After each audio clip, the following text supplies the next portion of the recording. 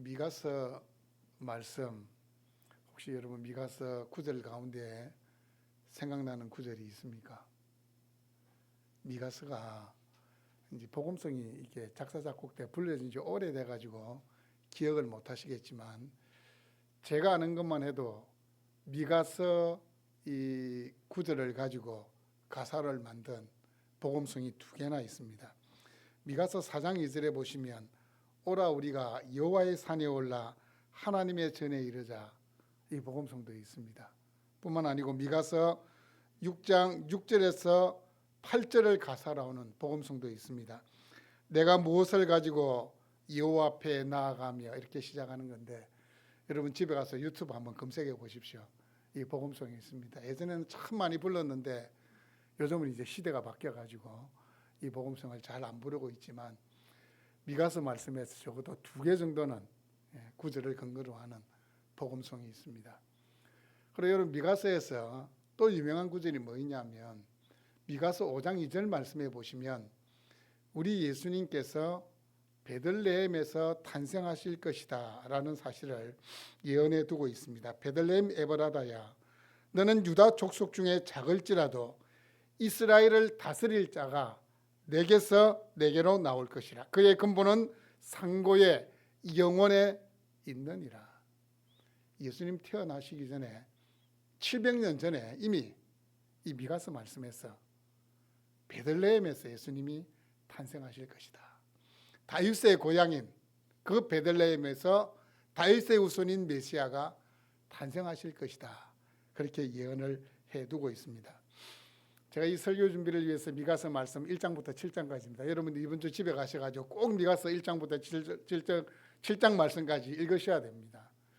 지난주에 요나서 읽으셨습니까?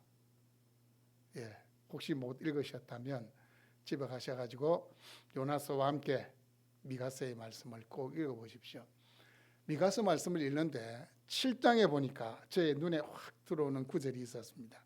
7장 19절인데, 다시 우리를 불쌍히 여기셔서 우리의 죄악을 발로 밟으시고 우리의 모든 죄를 깊은 바다에 던지시리라. 하나님, 우리의 죄악을 발로 밟으시고 우리의 모든 죄악을 깊은 바다에 던지신다. 생각나지 않게 해주시겠다. 그 회복의 약속을 하고 있습니다. 선지서들을 읽어보시면 주로 이제 이 심판에 대한 말씀들인데, 심판으로 그친 것이 아니고 돌이키면 하나님이 회복시켜 주신다. 그 회복의 메시지가 꼭 들어 있습니다. 여러분, 이 미가 선지자는 이사야 선지자하고 동시대 사람입니다. 이사야는 이 연수 자체가 분량이 참 많잖아요. 그리고 신약 성경에서 이사야 성경이 참 많이 인용이 되었기 때문에 우리는 이사야는 참 익숙한 인물입니다. 이사야는 익숙한 인물이지만 동시대를 살아갔던 미가는 잘 모르는, 잘 알려지지 않는 선지자인데, 그게 왜 그런가 하면 이사야는 예루살렘에서 사역을 했습니다. 뿐만 아니고 왕을 가까이 하면서 사역했습니다. 히스기야 선지자가 병들었을 때에도 이사야 선지자가 예언을 하고, 어쨌든 예루살렘에서 이렇게 중심에서 사역을 했고, 미가 선지자는 변방으로 가서, 미가 선지자의 고향이 모레셋인데 모레셋은 예루살렘에서 한 40km 정도 떨어진 곳에 있습니다. 그러다 보니까 이제 좀 이렇게 변방에서 사역을 하고 주로 이제 시골에 있는, 촌에 있는 사람들을 대상으로 사역을 했기 때문에 좀 덜 알려진 인물입니다. 하지만 미가가 이사야보다 좀 덜 알려진 선지자라고 해서 그가 전한 메시지가 결코 가볍지는 않습니다. 이 미가가 전한 이 메시지는 21세기를 살아가고 있는 우리 모두가 다시 한번 귀 기울여야 할 엄중한 하나님의 말씀입니다. 그리고 이 미가서를 이렇게 설교를 준비하는데 아주 중요한 사실을 하나 발견했습니다. 여러분, 예레미야 선지자 아시죠? 예레미야 선지자가 사역을 할 때 무슨 이야기를 하냐면 예루살렘이 멸망한다. 영원한 도성이라고 생각하는 이 예루살렘이 멸망한다. 이 이야기를 했을 때에 백성들이 예레미야를 죽이려고 했습니다. 그렇잖아요. 예? 이 하나님의 성전이 있는 이 예루살렘, 이 시온이 멸망한다 이러니까 이 백성들이 막 속에서 막 이게 완악한 게 올라와 가지고 예레미야를 막 죽이려고 했을 때 그 중에서 어떤 장로들이 일어나서 무슨 이야기를 하느냐. 야야야, 뭐 때문에 예레미야를 죽이려고 하느냐. 100년 전에 미가 선지자도 예루살렘이 멸망할 것을 이야기했다. 그때 우리 조상들이 미가 선지자를 죽였느냐? 안 죽였다. 그 이야기를 합니다. 예레미야 26장 18절 말씀에 보시면 이제 이 장로들이 하는 이야기입니다. 유다 왕 히스기야 시대에 모레셋 사람 미가가 유다의 모든 백성에게 예언하여 이르되 만군의 여호와께서 이와 같이 말씀하셨느니라. 이제 미가 선지자가 전한 말씀입니다. 시온은 바깥이 경작지가 될 것이며 예루살렘은 돌무더기가 되며 이 성전의 산은 산당의 숲과 같이 되리라. 미가 선지자가 100년 전에 했던 이 예언의 말씀을 백성들에게 일러주면서 이 예레미야의 목숨을 건지게 하는 결정적인 역할을 한 게 미가 선지자의 예언의 말씀입니다. 그렇다면 이게 무슨 말씀이냐? 100년 전에 예언했던 이 미가서의 말씀이 100년 뒤에 후대를 살아갔던 장로들이나 말씀을 잘 알고 있는 사람들에게는 권위 있는 하나님의 말씀으로 이미 받아들여졌다는 겁니다. 미가서의 말씀이 예레미야 선지자를 살렸습니다. 계속해서 예레미야 선지자가 이 남유다를 위해서 사역할 수 있도록 하나님께서는 미가서의 그 예언의 말씀을 사용하신 겁니다. 여러분, 지난 설교를 가만히 한번 지나간 설교들을 떠올려 보시면서 제 질문에 한번 답을 해 보십시오. 요담 왕의 아버지는 누구겠습니까? 이걸 알면 제가 상품을 줘야 되는데 준비된 상품이 없네. 제가 마시던 물을 줄 수도 없고, 이렇게 제가 이렇게 물을 들어서 이렇게 마시면은 어떤 분들은 나도 정말 마시고 싶다 이런 생각이 들 수도 있습니다. 혹시 여러분 요담의 아버지가 누군지 아십니까? 힌트를 살짝 드리면 요담의 아버지는 남유다 왕들 중에서 가장 오랜 기간 우시아 왕입니다. 우시아 왕인데, 여러분 제가 설교할 때 설명을 했죠. 우시아 왕하고 여로보암 2세 시대에 남유다와 북이스라엘이 어떤 시대였습니까? 정치적으로도 군사적으로도 경제적으로도 다윗과 솔로몬 이후에 가장 안정된 시대였어요. 가장 번영을 누리던 시대가 우시아 시대였고 여로보암 2세 시대였는데, 이 요담 왕의 아버지가 우시아였습니다. 이 최고의 정치적 안정과 경제적 번영을 누렸지만, 여러분 사람이 잘 살게 되면 무슨 생각이 듭니까?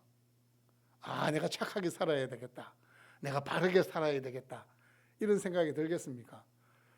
저나 여러분은 정말 이렇게 부자로 살아본 경험이 없어가지고 잘 모르겠지만, 이렇게 매스컴이나 이런 데 비친 모습들을 보면 부자들이 결코 바르게 살지를 않더라고요. 꼭 부자가 되면 딴 생각을 합니다. 도덕적으로 딴 생각을 하든 이상하게 딴 생각을 하든 꼭 엇길로 나가게 되어 있습니다. 그리고 경제적으로 이렇게 좀 부를 누리는 도시에 가보면 항상 향락 문화가 발달하게 됩니다. 사람이 돈의 여유가 있으면 이 돈 가지고 자신의 이게 뭔가를 자극할 수 있는 일을 하려고, 뭔가 누려보려고 하는 그런 생각들을 하게 됩니다. 그래서 돈이 많은 도시에 가면 뭐가 많습니까?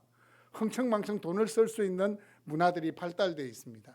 그래서 우시아 시대에도 경제적인 번영과 함께 백성들이 새 속에 물들어갔던 시대가 바로 우시아 시대입니다.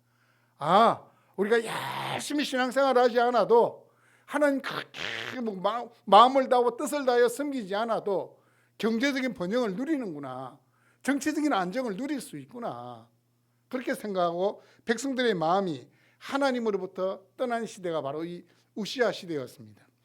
역대하 26장 16절 말씀을 보시면 백성들이 타락했다는 것을, 그 시대가 하나님을 떠난 시대였다는 것을 대표적으로 보여주는 성경 구절이 있습니다. 그가, 이 우시아를 이야기합니다. 우시아가 강성하여 짐에 그의 마음이 교만하여 악을 행하여 그 하나님 여호와께 범죄하되 곧 여호와의 성전에 들어가서 향단에 분향하려 한지라. 여러분, 여호와의 성전에서 향단에 향을 올리든지 아니면 제물을 드리는 역할을 누가 해야 됩니까? 제사장이 해야 됩니다. 그런데 우시아가 교만해졌습니다. 내가 왕인데 내가 뭔 제사장을 통해서 나아가냐, 내가 직접 들어가서 향단에 향도 피우고 제물도 드리면 되지. 교만해져 가지고 향단에 향을 피우려는 순간 어떤 일이 난 줄 아십니까? 하나님이 우시아를 치심에 문둥병에 걸렸습니다. 우시아가 문둥병에 걸려서 그의 말년을 별궁에 거하면서 쓸쓸하게, 어쩌면 비참하게 보냈습니다. 그의 아들 요담과 함께 섭정하는 게 이제 중간에 이렇게 겹치는 기간들이 있습니다. 이 요담을 거쳐서, 우시아의 아들 요담을 거쳐서 이제 오늘 말씀에도 요담, 아하스, 히스기야 이렇게 나오잖아요. 아하스가 왕이 되는데 성경을 보시면 남유다 왕들 가운데서 가장 악한 왕이 누굴까요? 아하스입니다. 아하스가 가장 악한 왕이 됩니다. 얼마 정도로 악했냐? 자기가 다메섹에 가서 보니까 큰 제단이 있는 걸 보고는, 야, 이 여호와의 제단이 너무 초라한 것 같다. 자기 생각대로 큰 제단을 만들어서 자기 방식대로 하나님을 섬기려고 했던, 죄악을 범했던 자가 바로 이 아하스 시대입니다. 뿐만 아니고 이 아하스 시대에 온갖 우상 숭배가 자행이 되었습니다. 그런데 이 왕들의 역사를 쭉 보니까 참 신기한 것은 아버지가 그토록 악했는데 또 그 아들은 좀 다르더라고요. 이 아하스의 아들이 히스기야입니다. 히스기야는 왕이 돼서 어떻게 됐냐? 아버지의 길을 걷지 않았어요.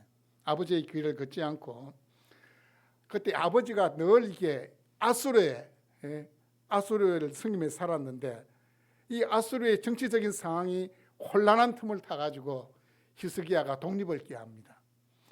디글랏 빌레셀이 죽고 살만 에셀이 즉위하는 이 혼란한 틈을 타가지고 정치적인 독립도 꾀할 뿐만 아니라 이 아버지 시대에 세워졌던 이 주상들과 아세라 목상들을 다 박살내버립니다. 박살내버리고 산당과 제단들을 제거하고 예루살렘 성전을 청결하게 한 다음 전국적으로 유월절을 지키게 합니다. 이 히스기야가 그 악한 왕, 그 아버지를 둔 이 히스기야가 아버지가 세웠던 아세라 목상 다 찍어버리고, 아버지 때 예루살렘 성전이 많이 더럽혀져 있었는데 예루살렘 성전을 청결케 하고 유월절을 지키게 됩니다. 그런데 여러분, 왕이 이런 마음을 품지만 수십 년 동안 세속에 젖어 살아왔던 그 백성들 마음이 하루아침에 돌아서겠습니까? 이 우상 숭배와 세속적인 가치관이 백성들의 삶 깊숙이 침투해 있는데 그게 하루아침에 바로잡아지겠습니까? 예루살렘뿐만 아니라 예루살렘이나 100리나 떨어져 있던 모레셋이라는 시골 동네에 살아가는 이 촌사람들까지 이 세속에 젖어 있는 겁니다. 그래서 미가 선지자에게 여호와의 말씀이 임합니다. 미가 선지자가 살아갔던 그 시대, 이 하나님의 말씀이 필요한 시대였습니다. 미가라는 이름의 뜻은 주와 같은 신이 어디 있으리까? 참 좋은 이름입니다. 근데 성경을 찾아보니까 미가라는 이름을 가진 사람이 14명이 언급이 되고 있습니다. 14명. 주와 같은 신이 어디 있으리까? 어쩌면 이 미가 선지자의 이름 그 자체가 그 시대를 향한 하나님의 메시지입니다. 야, 하나님 같은 신이 어디 있냐? 그 이름의 뜻은 그냥 미가라는 이 이름 자체가 그냥 그 시대를 향한 하나님의 메시지입니다. 미가 선지자가 활동하던 시기하고 우리가 살아가던 시기, BC 700년경, 우리는 지금 AD 2024년, 한 720년 정도의 갭이 있습니다. 720년 정도의 갭이 있지만 여러분, 이 미가서의 말씀이 나에게 주시는 말씀으로 들려져야 됩니다. 왜 그러냐? 미가 시대의 상황하고 우리 시대의 상황이 비슷하면 역사는 이제 돌고 도는 것 같아요. 미가 시대에도 경제적 번영과 함께 세속적인 가치관이 그들의 삶을 지배했고 하나님보다는 잘 사는 것에 초점을 맞춘 시대가 그 시대였어요. 지금도 마찬가지 아닙니까? 우리가 살고 있는 이 시대, 여러분 친구들에게 예수님 이야기하고 하나님 이야기하면 귀를 기울여서 들어주는 사람들이 있습니까? 귀를 닫아버려. 무슨 이야기? 이 시대에 뭐 시대에 동떨어진 이야기를 하고 있냐? 야, 다른 이야기 하자. 요즘 사람들 눈에 보여야 되고 손에 잡혀야 되고 나에게 직접적으로 유익을 끼치는 데는 관심을 가집니다. 아니면 돈을 번다, 돈이 된다 이렇게 이야기하면 진짜 자신의 영혼이라도 팔아버릴 것 같은 시대가 바로 이 시대입니다. 여러분 오늘 말씀 중에서 여러분 마음에 가장 깊이 다가온 그 구절이 어떤 구절입니다. 1절에서 9절까지 우리가 말씀을 읽었는데 이 1절에서 9절 가운데에서 여러분이 가장 인상 깊게 다가온 말씀이 몇 절입니까? 저는 8절입니다. 이러므로 내가 애통하며 애곡하고 벌거벗은 몸으로 행하며 들개같이 애곡하고 타조같이 애통하리니. 타조같이 애통하리니. 애통한다, 애곡한다. 뭐가 생각납니까? 애통하고 애곡한다는 것은 장례식장이 생각나지 않습니까? 애통하는 것은 누군가의 죽음을 슬퍼한다 그런 의미가 있고, 애곡하는 것은 크게 울부짖는 것이 애곡하는 겁니다. 애통하고 애곡한다 이 말씀을 미가 선지자가 하는 것은 남유다가 패망하고 포로로 끌려가는 그 시대를 지금 바라보면서 애통하고 애곡한다. 앞서는 북이스라엘이 멸망당하여 아수르에 의해서 끌려가는 그 장면을 연상하면서 말씀하는 겁니다. 여기 보면 벌거벗은 몸으로 행하며, 제가 일전에 설교할 때 말씀드렸죠. 고대 사회에서 포로를 잡아갈 때 어떻게 했다고요? 벌거벗겨 가지고 포로를 끌고 간 겁니다. 그 포로된 상황을 좀 더 직접적으로 전하기 위해서 벌거벗은 몸으로 행하며 라고 말씀하고 있습니다. 근데 오늘 말씀해 보니까 들개같이 애곡하고 타조같이 애통한다 이 말씀이 나오는데, 들개가 뭐냐 이렇게 제가 주석을 찾아보니까 여러분 자칼이 어떻게 생긴지 아십니까? 우리나라에 없어가지고 이 자칼이 광야에서 밤만 되면 그렇게 떼를 지어서 막 이렇게 구슬프게 막 소리를 내어 운대요. 여러분 뭘 연상하면 되냐 하면 그냥 이 옛날에 우리가 봤던 이 전설의 고향 할 때 늑대 울음소리 있잖아요. 우 하는 그 늑대 울음소리하고 떼거지를 막 밤에 우 하고 막 운다고 생각해 보십시오. 이게 자칼의 울음소리가 어떻게 들리겠습니까? 그리고 타조같이 애곡한다. 타조같이 애통한다 했는데, 여러분 타조 보신 적은 있죠? 동물원에 같은 데 보면 이제 타조가 있는데, 타조같이 애통한다. 제가 너무 궁금했습니다. 타조가 어떻게 울지? 그래서 유튜브에서 타조 울음소리 이렇게 검색을 했더니만, 타조는 성대가 없기 때문에 근본적으로 소리를 못 낸대요. 그럼 울 때 어떻게 우느냐? 바람을 이렇게 입으로 집어넣어서 이렇게 우는데 이렇게 웅웅 하고 우는데, 여기 목이 이렇게 타조 목이 쫙 길잖아요. 이 목이 막 불룩해지더라고요. 타조가 웅웅 하는 저 소리가 구슬프게 들리나? 근데 본문에 보니까 이 타조가치를 타조 새끼들 같이 이렇게도 번역을 할 수 있고, 또 제가 가진 영어 성경을 찾아보니까 이 타조를 부엉이로 번역하고 있더라고요. 부엉이. 밤에 부엉이 우는 소리 들어봤죠. 근데 그 부엉이 새끼들이 어미를 잃어가지고 그 새끼들이 울고 있는 그 부엉이 소리다. 그렇게, 아니면 어미를 잃은 타조 새끼들의 울음소리다. 그렇게 볼 수도 있는 겁니다. 어쨌든 미가 선지자는 남유다 백성들이 지금은 히스기야 시대를 거치면서 이 우시아 시대 때 탄탄한 그 기반을 중심으로 해서 경제적인 번영을 누리고 있지만, 언젠가는 애통하고 애곡할 날이 오게 될 것이다. 그들이 광야에서 들개가 울부짖는 것, 아니면 타조가 우는 것을 들어봤기 때문에 그 소리가 어떤지는 아는, 바로 그렇게 처절하게 우는 그 소리가 너희들의 울음소리가 될 것이다. 그렇게 말씀을 하고 있는 겁니다. 여러분, 애통과 애곡이라는 것은 하나님이 치고 나서 우는 것도 뭐 의미가 있죠.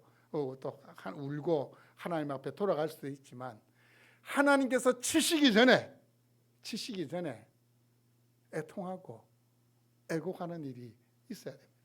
저도 이 자녀들 3명 키워보니까 한 번씩 이렇게 이 매를 들 일 있잖아요. 요즘 이 매 들면 이제 아동학대죄로 잡혀간지 모르겠습니다. 매를 딱 들면 우리 이제 딸아이 같은 경우에는 매만 딱 들면 어떻게 하는 줄 아십니까? 아빠 잘못하면서 막 우는 거예요. 그럼 때릴 수 있겠습니까? 못 때리겠습니까? 대부분 못 때려요. 예? 아빠 잘못했어요. 막 울고 있는데 어떻게 때립니까? 그래서 말씀을 준비하면서 야 맞다. 매 맞기 전에 자기 잘못 알고 눈물을 흘리면 사람의 마음에도 감동이 오는데 우리도 마찬가지입니다. 매 맞기 전에 하나님이 심판의 손을 들기 전에 애통하고 애곡하는 것이 우리의 심령 가운데서 일어나야 됩니다. 마태복음 5장 4절을 보니까 우리 예수님께서도 애통하는 자는 복이 있나니 그렇게 말씀을 했습니다. 그렇다면 여러분, 무엇을 위해 애통하고 무엇을 위해 애곡해야 합니까? 하나님의 말씀에 귀 기울이지 않는 것으로 인해서 애통하고 애곡해야 합니다. 2절 말씀을 보십시오. 백성들아 너희는 다 들을지어다. 땅과 거기에 있는 모든 것들아 자세히 들을지어다. 하나님의 말씀을 들을 대상을 백성들, 땅과 거기에 있는 모든 것들이라고 말씀합니다. 1절에 보시면 사마리아와 예루살렘에 관한 묵시라라고 말씀하고 있는데 사마리아는 북이스라엘을 가리키고 예루살렘은 남유다를 가리킵니다. 그렇다면 이 말씀은, 이 미가서의 말씀은 사마리아에 있는 북이스라엘 백성들하고 남유다에 있는 이스라엘 백성들만 들어야 되느냐? 아닙니다. 땅과 거기에 있는 모든 것들이라고 말씀하고 있습니다. 이 모든 것들에는 그 시대를 살아갔던 이방 민족들도 포함되고 21세기를 살아가고 있는 우리까지 포함되고 있습니다. 땅과 거기 있는 모든 것들. 혹시 여러분 중에 살아갈 때 이 땅에 발을 안 딛고 살아가는 사람이 있습니까? 공중에 떠가지고 이렇게 공중부양해가지고 살아가는 사람이 있습니까? 우리는 땅에 살아가고 있는 자들. 우리는 다 이 말씀 속에 포함이 되는 겁니다. 다 들을지어다. 자세히 들을지어다. 하나님의 말씀에 귀를 기울여야 된다는 것을 강조하기 위해서 다 들을지어다. 자세히 들을지어다. 이 듣는다. 이 말은 듣는 것에 그치지 않고 행동에 옮기는 것까지 포함하고 있는 단어입니다. 들을지어다. 각기 다른 단어가 사용되었는데 특별히 이 말씀 가운데서 자세히 들을지어다라는 이 말씀에서 이 들을지어다는 사무엘상 15장 22절 말씀에 보시면 사무엘이 사울에게 그런 이야기를 합니다. 순종이 제사보다 낫고 듣는 것이 순양의 기름보다 나으니 이런 말씀을 했는데 그때 이 듣는 것 이 말이 자세히 들을지어다 할 때 그 들을지어다 하고 같은 말을 사용한 겁니다. 같은 단어를 사용하는 겁니다. 순종이 낫다는, 순종하고 듣는 것하고 같은 의미로 사용이 됐잖아요. 그래서 듣는다는 것은 듣고 그 들은 말씀대로 삶을 통해 나타내는 것, 순종까지 포함하는 것이 듣는다 이 말입니다. 여러분, 옛날에 왕이 어떤 포령을 내립니다. 그러면 이제 어명이여 하면 여러분 어떻게 했습니까? 사람들이 다 그냥 땅에 엎드립니다. 땅에 엎드려서 그 왕의 의명이 뭔지 숙이고 귀를 기울여서 들은 다음에 그 왕의 포고령이 떨어지자마자 그 말에 순종을 해야 돼요. 그 말대로 해야 되는 겁니다. 마찬가지입니다. 하나님께서 온 우주의 왕이신 하나님께서 모든 백성, 모든 나라를 향하여 포령을 내리십니다. 주 여호와께서 너희에게 대하여 증언하시되 곧 주께서 성전에서 그러하실 것이다. 성전에서 거하실 것이다. 이 성전하면 여러분 생각할 때 예루살렘 성전을 떠올리시죠. 그게 아니고 하늘에 있는 성전입니다. 여러분, 하나님이 하늘에 계신다라는 말을 들을 때 어떤 생각이 드십니까? 하나님 하늘에 계신다. 하나님 참 높이 계시네. 그 생각이 드십니까? 하나님이 하늘에 계신다. 그 말은 세상에 있는 모든 것들을 내려다 보시는 거고, 인생들이 살아간 모든 모습을 다 알고 있다는 것이고, 하늘에 계신다는 것은 하나님이 이 세상의 통치자가 되신다 그 말이에요. 다 안다고 말이에요. 모든 것을 알고 계신다는 그 말입니다. 그 하늘에 계신 하나님께서 말씀하십니다. 여러분, 하나님께서는 자신의 백성들이 무엇을 믿고 어떻게 살아가야 할지를 이미 66권 성경을 통해서 다 보여주셨습니다. 우리가 하나님의 말씀을 듣는 대표적인 방법은 주일날 설교 말씀을 듣는 게 하나님의 말씀을 듣는 겁니다. 그래서 저는 이 설교 준비를 할 때 가급적이면 세상적인 말을 안 하려고 딱 그냥 하나님의 말씀이 무엇을 이야기하는 것만 증거하려고 노력합니다. 왜냐하면 이 시간이 바로 여러분과 제가 하나님의 말씀을 들을 수 있는 바로 그 시간이기 때문입니다. 여러분, 설교 시간에 설교를 가장 잘 들을 수 있는 방법이 뭔 줄 아십니까? 저를 바라보는 겁니다. 저와 시선을 맞추는 겁니다. 소위 말하는 아이 컨택이 돼야 됩니다. 설교자를 쳐다보고 있어야 됩니다. 눈을 쳐다보는 것이 부담스러우면 저 입을 쳐다보시면 됩니다. 입에서 지금 무슨 이야기를 하고 있는가 입을 쳐다보시면 됩니다. 물론 앞을 쳐다보고 있어도 마음속으로는 딴 생각을 하고 있습니다. 꽁이 마음은 콩밭에 가 있다 그렇게 이야기하는. 하지만 대부분 설교자와 아이 컨택을 하게 되면 말씀이 들려집니다. 여러분, 하나님의 말씀을 들을 때의 반응은 단 한 가지입니다. 듣고 들은 대로 순종하는 겁니다. 여러분, 요나가 도망치듯 우리가 여호와의 얼굴을 피하여 도망가겠다. 미련한 짓입니다. 하나님 어디 계시다고요? 하늘에 계십니다. 높은 데 있으면 다 보이잖아요. 하나님 하늘에 계십니다. 다 보고 계십니다. 여호와의 시선을 피할 수 없습니다. 우리가 살 길은 그 하나님 말씀 듣고 그 하나님의 말씀대로 순종하는 겁니다. 여러분, 지금까지 하나님의 말씀을 들을 때 어떻게 들으셨습니까? 하나님의 말씀에 집중하지 못한 자신을 위해서 기도하십시오. 하나님의 말씀을 들은 데만 그쳤던 저 자신을 회개합니다. 말씀을 들을 때 어떤 때는 감동도 있고 깨달음도 있었지만 그 감동, 그 깨달음이 제 삶으로 이어지지 못한 것 하나님 용서해 주십시오. 귀를 기울여 들을지어다, 자세히 들을지어다, 들은 대로 순종해야 되는 것까지 포함하고 있다는 말씀입니다. 전심으로 하나님의 말씀에 귀 기울이지 못한 자신을 애통할 수 있기를 바랍니다. 말씀을 듣고 듣는 것에 그친 자신의 모습을 보며 애곡할 수 있기를 바랍니다. 애통하고 애곡하라. 하나님의 말씀에 귀 기울이지 못한 자신을 향한 말씀입니다. 또 하나는 자신의 허물과 죄로 인해서 애통하고 애곡해야 합니다. 미가 선지자는 하나님의 진노를 야기시킨 원인이 무엇인지를 5절에서 밝힙니다. 이는 다 야곱의 허물로 말미암음이요 이스라엘 족속의 죄로 말미암음이라. 야곱의 허물이 무엇이냐? 사마리아가 아니냐? 유다의 산당이 무엇이냐? 예루살렘이 아니냐? 우리는 그런 착각을 합니다. 하나님께서 이 땅을 징계하시는 것, 심판하시는 것은 하나님 없는 사람들이 자기 마음대로 살아가기 때문에, 범죄하기 때문에 하나님이 이 땅을 심판하신다, 징계하신다, 천만에요. 저는 반대라 생각합니다. 하나님의 백성인 우리가 하나님의 자녀답게 살아가지 못하기 때문에 우리를 깨닫게 하시려고, 돌이키게 하시려고 하나님 징계하시는 겁니다. 하나님 심판하시는 겁니다. 야곱의 허물, 이스라엘 족속의 죄라고 말씀합니다. 여러분, 야곱과 이스라엘은 남유다와 북이스라엘을 가리키는데 하나님께서는 그 야곱의 허물을 꼬집고 있고 이스라엘 족속의 죄를 꼬집고 있습니다. 허물, 죄 이렇게 이야기하면 뭐가 더 비중이 높은, 또 무게가 더 나가는 죄인 것 같습니까? 잘못인 것 같습니까? 우리는 대개 보면은 죄라고 생각합니다.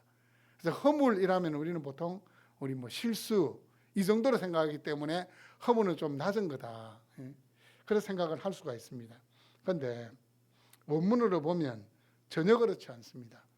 허물이라는 것은 어떤 하극상 아니면 배반하는 것, 그걸 통해서 질서와 체계를 완전히 파괴하고 깨트리는 무거운 죄가 허물입니다.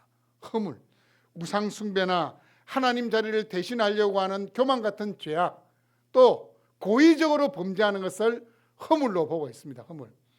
그런데 미가 선지자가 왜 남유다의 죄악을 이야기할 때 허물로 이야기했냐면, 여러분 북이스라엘이 BC 722년에 멸망당하거든요. 그리고 남유다는 586년경에 멸망당하면 적어도 시대의 차이가 한 140년 정도가 시대가 차이가 납니다. 그럼 남유다 백성들이 북이스라엘 멸망할 때 어떻게 했겠습니까? 저 봐라 성전에 와서 예배도 안 드리고 저거 마음대로 살더니만 저것들 멸망당했다. 자기들은 다르다고 생각한 겁니다. 자기들은 하나님 앞에서 의롭다고 생각합니다. 하지만 미가 선지자는 너희들의 허물이라고 이야기합니다. 고의로 범죄하고 교만했던 그 죄악을 꼬집으면서 야곱의 허물이라고 이야기하고 있습니다. 여러분, 죄라는 것은 원래 원어적인 의미로 화살을 쏘았을 때 관역에서 벗어나는 것이 죄입니다. 이 말은 그냥 하나님께서 주신 계명을 어기는 그 죄악을 다 통칭하는 건데, 물론 허물과 죄라는 이 단어들이 성경을 보시면 이 교차적으로 이스라엘 백성들의 범한 그 죄악을 이야기할 때에 교차적으로 사용되기는 했지만, 그런데 비중을 따지자면 허물이라는 것이 더 큰 죄가 된다는 말씀입니다. 에베소서 2장 1절 말씀을 보시면 그는 허물과 죄로 죽었던 너희를 살리셨도다. 예수 그리스도께서 우리의 허물과 죄를 다 용서하셨다라고 말씀하고 있습니다.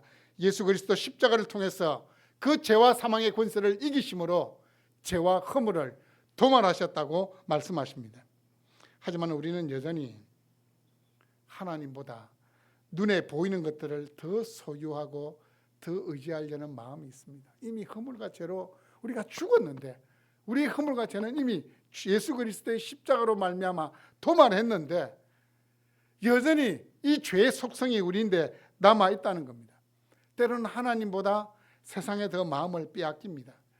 입술로는 늘 하나님 의지합니다 라고 이야기하고 있지만 결정적인 순간에 내가 손을 내미는 것은 돈이고 세상이고 권력이고 인맥입니다. 안 그런 것 같죠? 결정적인 순간에 여러분 머리에 가장 먼저 떠오르는 것은 하나님보다는 인맥입니다. 돈입니다. 권력입니다. 가슴을 쳐야 되는 겁니다. 자신의 죄와 허물로 인해서 가슴을 쳐야 됩니다. 성령의 소욕을 따라가야 될 새로운 피조물이 되었지만 여전히 세상 사람, 저도 마찬가지입니다. 저도 여기서 벗어날 수가 없습니다. 여전히 편안한 것, 좋은 것, 본능적으로 찾게 되는 것이 우리의 모습입니다. 우리 주님은 좁은 길 가라고 했는데, 너희가 가야 될 것은 자기 십자가를 지고 자기를 부인하고 나를 쫓는 삶이라고 했는데 우리는 본능적으로 그것을 거부합니다. 좁은 길보다는 넓은 길, 십자가의 길보다는 안락한 길을 선택합니다. 세상의 가치관을 따라 살아가고 있지만 그것이 잘못됐다는 것을 못 느끼는 것이 더 심각한 겁니다. 많습니다. 자신이 세상의 가치관에 젖어 살아가고 있고 세상 사람들과 별반 다를 게 없는 삶을 살아가고 있지만 깨닫지를 못해. 그냥 주일날 와서 예배드리고 있기 때문에 나는 다르다 생각하는 거예요. 그 예배 한번 드리는 게 큰 면죄부가 되는 것처럼 생각을 하고 있다는 겁니다. 그 주일날 예배 한 번으로 나는 하나님의 백성으로서의 의무를 다 했다고 생각하는 겁니다. 남유다의 백성들과 꼭 같습니다. 우리는 북이스라엘 사람들과 다르게 하나님이 구분해 주신 그 성전에서 우리는 절기 때마다 하나님께 제물을 드리고 있습니다. 그렇게 생각한 겁니다. 그렇게만 하면 하나님이 복을 주시고 형통하게 하실 것이라고 생각합니다. 하나님의 말씀대로 살지 못하고 적극적으로 세상 가운데서 선한 영향력을 끼치지 못한 그 모습을 바라보며 애통해야 됩니다. 하나님의 말씀이 자신을 비출 수 있는 거울이 되어야 된다는 말씀입니다. 하나님 말씀 앞에 설 때에 자신의 허물과 죄악이 깨달아져야 됩니다. 눈물이 메발라버린 이 시대에 자신의 허물과 죄를 위해서 눈물을 흘릴 수 있어야 됩니다. 세상의 눈물어 예수 그리스도의 십자가 연회를 망각하고 살아간 자신의 죄와 허물을 통곡하며 애통해야 한다는 사실입니다. 여러분, 애통과 애곡, 북이스라엘, 남유다의 멸망에만 적용되는 말씀입니까? 아닙니다. 21세기를 살아가는 우리에게도 똑같이 적용되는 말씀입니다. 제가 이 설교를 준비하면서 제 어린 시절을 한번 떠올려 보았습니다. 80년대 안 태어난 사람도 있겠지만 그 80년대 생각해 보니까 모일 때마다 주로 했던 찬송이 천부여 의지없어서 손들고 옵니다. 다양해서 눈물 흘리는 인애하신 구세주여 내 말 들어서 주로 찬송이 막 가슴을 치고 눈물 흘리는 어린 제 눈에 보기에는 치연제가 얼마나 많길래 날마다 천부여 의지없어서 손들고 옵니다. 세상에서 방황할 때 나 주님을 몰랐네. 벌레만도 못한 내가 얼마나 세상에서 사람같이 살지 않으면 자신을 벌레보다도 못하다고 이야기하냐. 어린 제 눈에는 그렇게 비쳤는데 돌이켜 생각해 보니까 그때가 은혜의 시대였습니다. 모일 때마다 자신의 죄와 허물을 가슴을 치며 애통해 했던 바로 그 시대가 하나님이 은혜를 주신 시대였다는 사실을 깨닫게 됩니다. 여러분, 이번 한 주간이 정말 주의 말씀에 귀 기울이지 못한 자신으로 인해서 애통할 수 있는 한 주간이 될 수 있기를 바랍니다. 자신의 죄와 허물로 인하여서 애곡할 수 있는 이 한 주간이 될 수 있기를 바랍니다. 그리하여서 우리 눈에 눈물이 회복되고 하나님 다 제 죄악 때문입니다. 하나님 다 저 때문입니다. 제가 이 나라와 이 민족을 위해서 기도하지를 못했고 제가 이 울산 땅을 위해서 기도하지를 못했고 제가 이 시대의 죄악을 가슴에 품고 기도하지 못했습니다. 저는 다른 사람의 죄악인 줄 알았습니다. 저하고는 관계없는 일인 줄 알았습니다. 그렇게 생각하며 살아갔던 여러분 자신을 돌아보며 한 주간 눈물을 회복할 수 있는 복된 시간들이 될 수 있기를 주님의 이름으로 축원합니다.